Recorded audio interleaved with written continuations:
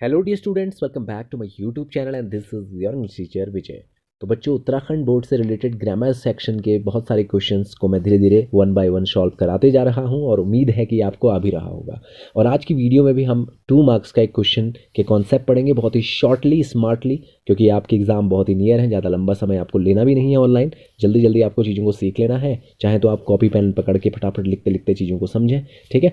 और एक दो बार आप वीडियो देख लें, आपका काम आसानी से हो जाएगा। तो 2 मार्क्स में मैं आपको जो है आपका क्लास 10 उत्तराखंड बोर्ड के ये सारे कॉन्सेप्ट्स सिखा रहा हूँ आपको। पहले मैंने आपको सेंटेंसेज एज डायरेक्टेड पढ़ा दिया है और join the sentence as directed पढ़ा दिया है, सेंटेंस कनेक्टर पढ़ा दिया है, एक्टिव पैसिव पढ़ा दिया है। और आज की इस वीडियो में बच्चों मैं आपको पढ़ाने जा रहा हूँ 10th नंबर का question, complete the following sentence using मॉडर्न्स। याद रखना मॉडर्न्स 2 मार्क्स का है, 2 पूछे जाते हैं, 1 2 इस तरह से। तो ये वाला क्वेश्चन मैं आपको पढ़ाने जा रहा हूँ। तो सबसे पहले चलते हैं मॉडल वर्ब्स की तरफ कि कौन से मॉडल वर्ब जो है एग्जाम में सबसे ज़्यादा पूछे जाते हैं। एग्जाम ओरिएंटेड टॉपिक्स ही मैं आपको पढ़ा रहा हूँ, आप फोकस कीजिए, जो पढ़ाऊंगा वही आएगा, सीख लो, ठीक है। तो चलते हैं आज की वीडियो की तरफ, लेट्स बिगिन। तो बच्चों, आज की जो हमारा सबसे पहला मॉडल वर्ब है, modal verb, model auxiliary verb इन्हें कहा जाता है। ज़्यादा आपको इस सब चीज़ पर नहीं जाना, आपको समझना है कि एक मॉडल वर्ब होती है इंग्लिश में मस्ट और शुड, ठीक है। इन दोनों का हिंदी में अर्थ होता है चाहिए।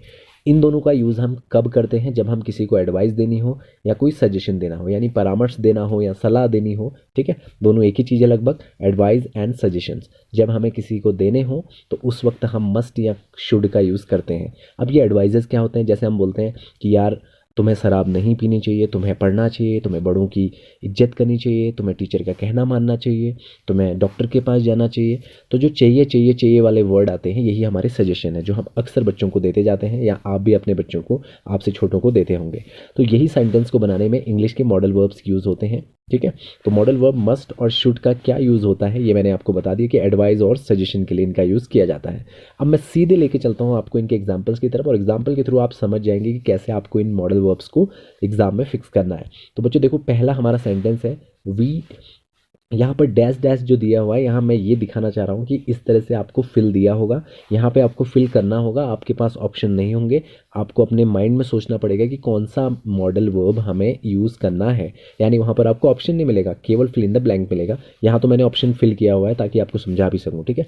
तो देखिए लिखा है we must learn from our elder, यानी हमें सीखना चाहिए। वी मस्ट लर्न का मतलब हमें सीखना चाहिए, क्योंकि इस मस्ट का यूज़ होता है चाहिए के लिए।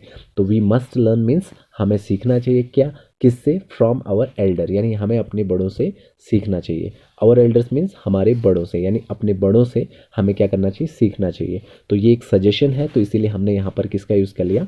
मस्ट का यूज़ कर लिया, ठीक है। तो आगे देखिए, यू मस्ट ओबे योर पेरेंट्स। तो यहाँ पर क्या आ गया? ओबे। ओबे मतलब होता है आज्ञा का पालन करना, और पेरेंट्स आपको पता है माता पिता, तो हमें अपने माता पिता का जो है आज्ञा का पालन करना चाहिए। मस्ट यहाँ यूज़ हो गया। इसी तरह थर्ड देखिए, एम्प्लॉयज़ यानी कर्मचारी must be at their desk by 10 AM, यानी सभी कर्मचारियों को 10 बजे तक अपनी टेबल पर होना चाहिए। मस्ट बी का मतलब होना चाहिए। बी मीन्स होता है होना और मस्ट मीन्स चाहिए। तो होना चाहिए कहाँ पर? अपने डेस्क पर कितने बजे तक? 10 बजे तक। यानी रोज़ सुबह 10 बजे ऑफिस खुलता है, तो ऑफिस 10 बजे खुलता है, तो सभी कर्मचारियों को 10 बजे अपनी टेबल पे होनी चाहिए, वरना उनके बॉस उनकी जॉब से उनको हटा देंगे, है ना। तो इसलिए बहुत ज़रूरी है। तो ये सजेशन इसलिए एम्प्लॉयज़ को दिया जा रहा है। तो यहाँ पर एम्प्लॉयज़ को दिया जा रहा है, बहुत इंपॉर्टेंट चीज़ है, तो यहाँ पर मस्ट का यूज़ कर दिया, ठीक है। अब देखिए आगे next sentence, you must respect your teachers. तो बच्चों ऑब्वियस सी बात है, जो टीचर्स आपको पढ़ाते हैं, सिखाते हैं और आपके जीवन में ज्ञान की ज्योति जलाते हैं, तो उनके लिए तो ज़रूरी है रिस्पेक्ट करना। तो जाहिर सी बात है वहाँ तो मस्ट ही लगाएंगे, ठीक है। चाहिए रिस्पेक्ट जैसी चीज़ जहाँ पर लिखी हो। नेक्स्ट देखिए, you should not make quarrel with your classmate. तो आपको अपने क्लासमेट्स के साथ झगड़ा नहीं करना चाहिए। तो यहाँ हमने शुड का यूज़ कर लिया, क्यों? अब क्लासमेट्स के साथ कभी कभी थोड़ी बहुत तीखी नोकी मतलब नोक झोंक तो हो ही जाती है। तो ये बहुत ज़्यादा बहुत मतलब खतरनाक वाली इंपॉर्टेंट एडवाइस नहीं है। जब कोई एडवाइस लाइटली आप बोल रहे हो, किसी को बहुत मतलब छोटी मोटी बातों पे आप एडवाइस दे रहे हो कि यार ये खेलना चाहिए, ये करना चाहिए, तो उस टाइम पे हम शुड का यूज़ करते हैं। जब वो चीज़ बहुत ज़रूरी होती है तो वहाँ पे मस्ट का यूज़ करते हैं। यानी जहाँ हम फोर्स दे के कह रहे हैं कि ऐसा करना ही करना चाहिए, वहाँ मस्ट लगाएंगे। जहाँ पर लाइटली कह रहे हैं तो वहाँ पे शुड लगाना चाहिए। तो यहाँ हमने लिखा है you should not make quarrel with your classmate, यानी तुम्हें अपने क्लासमेट्स के साथ जो है झगड़ा नहीं करना चाहिए। क्वारल मीन्स होता है झगड़ा करना, ठीक है। तो इसलिए हमने यहाँ पर शुड का यूज़ किया। नेक्स्ट देखिए, यू आर इल, सॉरी ये आई विल हो गया, यहाँ पर इल होना चाहिए, ILL। You are ill you must consult with doctor, यानी आप बीमार हो और आपको किससे कंसल्ट करना चाहिए, डॉक्टर से। तो इसीलिए यहाँ पर मस्ट का यूज़ हमने कर दिया, क्योंकि बीमार है तो डॉक्टर से कंसल्ट करना बहुत ज़रूरी है। तो इस तरह से बच्चों आपने देखा कि किस तरह से हमने मस्ट का यूज़ और किस तरह से शुड का यूज़ किया। अब एक क्वेश्चन कि शुड कहाँ यूज़ करें और मस्ट कहाँ यूज़ करें, तो हम बता रहे हैं ना आपको बहुत अच्छी सी ट्रिक। जिस सेंटेंस में आपको पीछे से, ये देखिए पीछे से, from our elder, obey your parent, कोई समय दिया हो, समय बाध्यता दी हो, टीचर्स दिए हो, जब इस तरह से आपके वर्ड दिए हों तो वहाँ तो मस्ट ही लगना है। क्या लगना है, मस्ट ही लगना है। मेरी इस बात को आप ध्यान रखना, जहाँ एल्डर, पेरेंट, समय दिया हो, टीचर्स दिया हो, या फिर जैसे हमारा लास्ट सेंटेंस है डॉक्टर वाला, डॉक्टर दिया हो कि एडवाइस लेनी है, तो वहाँ हमेशा आपको क्या लगाना है, मस्ट लगा देना है। क्या लगाना है, मस्ट लगाना है। ये एक ट्रिक भी है बच्चों कि पेरेंट, टीचर्स, एल्डर्स, डॉक्टर, जब भी सेंटेंस में लिखा हो तो समझ जाना कि यहाँ मॉडल वर्ब मस्ट ही यूज़ होने वाली है। लेकिन शुड का यूज़ कब होगा, जब कोई कॉमन सी बात कही हुई हो, जब हम किसी चीज़, कोई चीज़ बहुत इंपॉर्टेंट होती है तो उसके लिए हम मस्ट कहते हैं। जैसे हमें अपने बड़ों की आज्ञा जो है, बड़ों से सीखना चाहिए, तो ज़रूरी है ना बड़ों से सीखना, तो मस्ट लगा दिया। और हमें अपने माता पिता की आज्ञा का पालन करना चाहिए तो बहुत ज़रूरी है, तो इसलिए मस्ट लगा दिया। 10 बजे तो ऑफिस पहुंचना चाहिए, इसलिए मस्ट लगा दिया। टीचर्स की रिस्पेक्ट चलनी चाहिए, मस्ट लगा दिया। डॉक्टर से कंसल्ट करना चाहिए अगर बीमार है तो मस्ट लगा दिया। तो जहाँ ज़्यादा ज़रूरी होता है वहाँ मस्ट लगता है, जहाँ कम ज़रूरी होता है वहाँ शुड लगता है। मोस्टली एग्जाम में अगर आए तो मस्ट ही लगा देना, कोई दिक्कत नहीं है, क्योंकि एग्जाम में पूछता ही मस्ट वाला है। ये भी आपको डायरेक्टली मैंने बोल दिया, ठीक है। बस आप सेंटेंस को एक बार पढ़ लेना, लेकिन इसका मतलब ही नहीं कि किसी में भी मस्ट लगा दिया। पहले सेंटेंस को पढ़ना है, अगर उनमें ये सब चीज़ें दिख रही हैं तो मस्ट लगा दिया, ठीक है।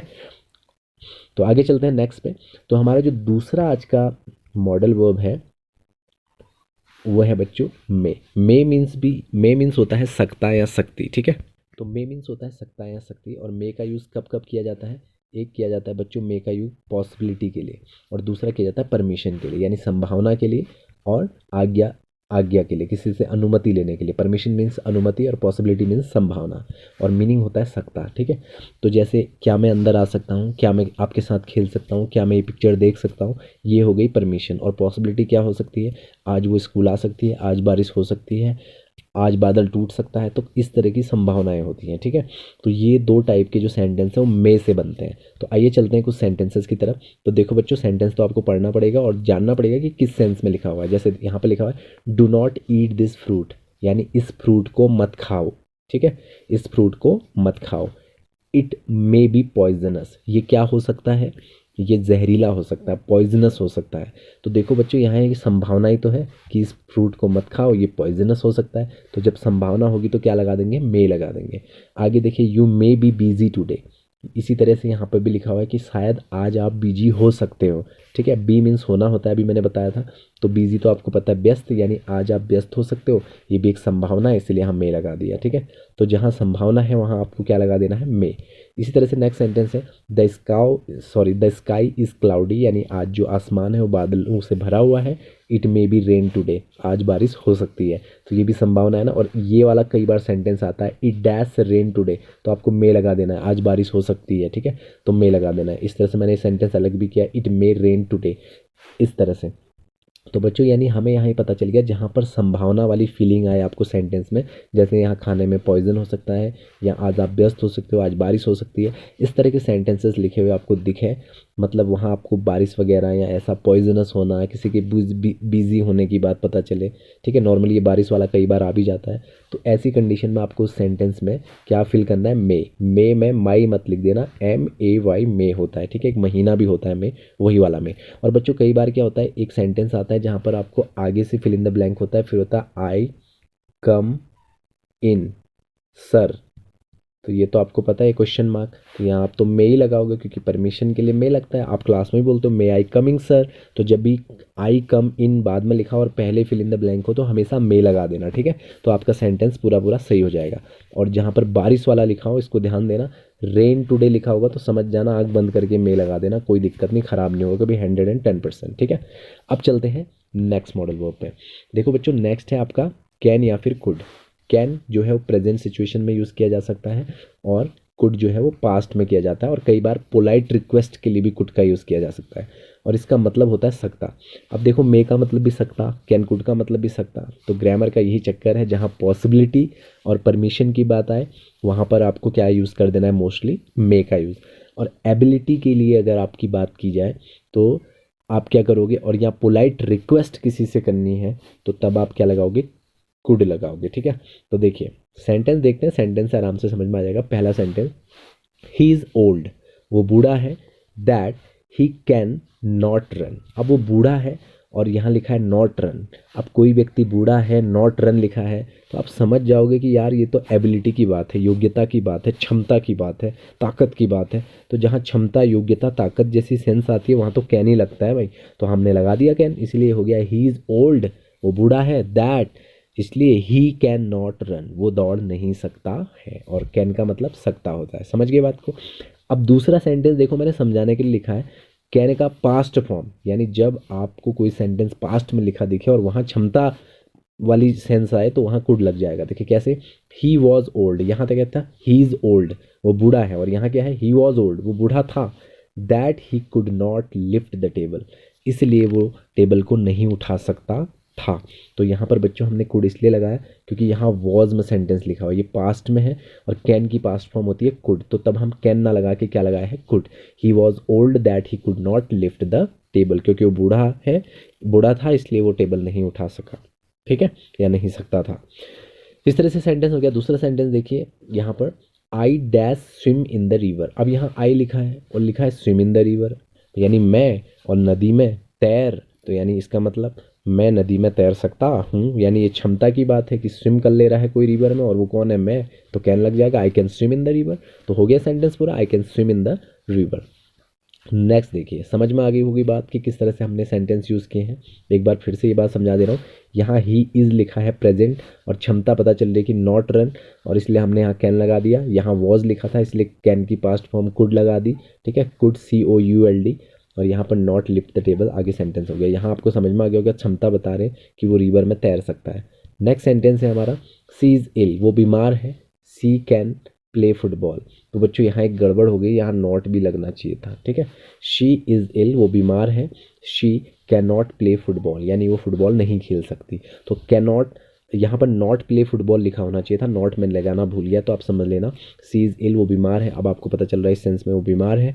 She dash not play football, वो बीमार है और फुटबॉल नहीं, तो यानी नहीं खेल सकती, तो कैन लगा दो यहाँ पर आराम से। ठीक है, तो इस तरह से हमारा कैन का यूज़ यहाँ पर होगा। समझ गए बात। अब बच्चों कई बार क्या होता है, जो कुड है वो पोलाइट रिक्वेस्ट के लिए भी यूज़ होता है। पोलाइट रिक्वेस्ट मतलब आप किससे कह रहे हो कि कृपया ये कर दीजिए, कृपया वो कर दीजिए, ठीक है, कृपया ये कर दीजिए, या मुझे ये दे सकते हो, ये दे सकते थे। इस तरह से हम जब बात, सकता शक्ति का सेंस ही होता है हिंदी में। अब देखो अभी आपको समझ में आ जाएगा कि कैसे इस तरह के सेंटेंस आए तो कुड लगा देना आप एग्जाम में, देख लो कैसे। शुरू में ब्लैंक दिया हुआ होगा और सेंटेंस लिखा होगा, जैसे यहाँ लिखा हुआ है, you please lend me your book, you please listen to me, you please help me. अब ये तीनों चीज़ों में आपको लग रहा है ना कि कोई किसी से रिक्वेस्ट कर रहा है। ठीक है, यानी कोई किसी से कह रहा है कि मेरे लिए काम कर दो, तो ऐसी सेंस में आपको कुड ही फिल करनी है। देखो, could you please lend me your book, क्या तुम मुझे अपनी किताब थोड़े समय के लिए उधार दे सकते हो, मतलब थोड़ी देर के लिए दे सकते हो या थोड़े समय के लिए दे सकते हो। दूसरा, could you please listen to me, क्या आप मुझे सुन सकते हो। तीसरा, could you please help me, क्या आप मेरी मदद कर सकते हो। ये तीनों बच्चों पोलाइट रिक्वेस्ट के लिए हैं। बड़ी विनम्र तरीके से जब आपसे किसी से रिक्वेस्ट करते हो तो वहाँ पर कुड का यूज़ किया जाता है। और कई बार एग्जाम में ये वाला पूछा भी जाता है, सामने से फिल इन द ब्लैंक दिया होगा और पीछे से कुछ मांग रहा होगा या कोई रिक्वेस्ट कर रहा होगा, तो समझ जाना वहाँ क्या फिल करना है, कुड। तो उम्मीद है कि आपको ये सब समझ में आ गया होगा, और आज की वीडियो में मैंने ये यूज़फुल मॉडल वर्ब आपको सिखा दिए हैं। और एग्ज़ाम में कैन, कुड, शुड, मस्ट, इनके अलावा कुछ ज़्यादा वो पूछता नहीं है। इससे ज़्यादा आपको ज़्यादा जाना नहीं है, आप इनको बहुत अच्छे से सीख लो। बाकी बहुत सारे जो हैं मॉडल वर्ब तो काफ़ी सारे हैं, लेकिन ये मोस्ट इंपॉर्टेंट है। कैसी लगी आज की वीडियो ज़रूर बताइएगा कमेंट बॉक्स में। Thank you so much for watching this video. मिलते हैं नेक्स्ट वीडियो में एक नए टॉपिक के साथ। एग्जाम से पहले पूरे ग्रामर सेक्शन से रिलेटेड और लिटरेचर से रिलेटेड इंपॉर्टेंट फैक्ट्स आपको मिल जाएंगे। तो आज की वीडियो में इतना ही।